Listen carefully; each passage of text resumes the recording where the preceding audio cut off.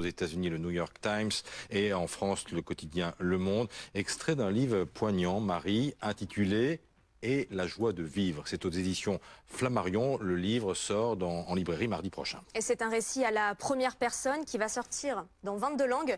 Gisèle Pellicot évoque avec beaucoup d'humanité le calvaire qu'elle a vécu, de la découverte des faits à sa vie aujourd'hui. Julien Gall.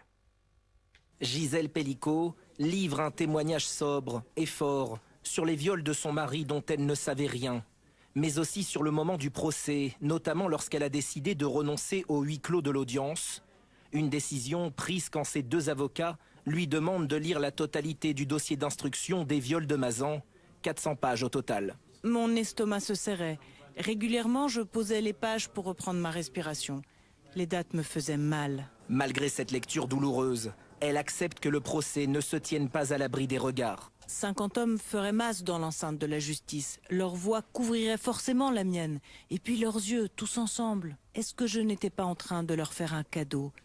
Est-ce que je ne les protégeais pas en fermant la porte? Après 7 semaines d'attaques incessantes, dans la salle d'audience, Gisèle Pellicot doit faire face aux 51 accusés. Elle tient bon grâce à la chaleur humaine du public dans la salle, comme de ceux qui l'attendent chaque jour à l'extérieur du tribunal. Cette foule n'en pouvait plus de l'oubli de cette façon que la vie a de nous découper et de nous laisser seuls avec nos douleurs qui s'ignorent. Cette foule m'a sauvée. Pour refermer la porte sur son passé, ce sont ses mots, Gisèle Pellicot écrit qu'elle ira voir Dominique Pellicot en prison. J'ai besoin de réponses, il me les doit. Je parlerai à celui que j'ai cru épouser.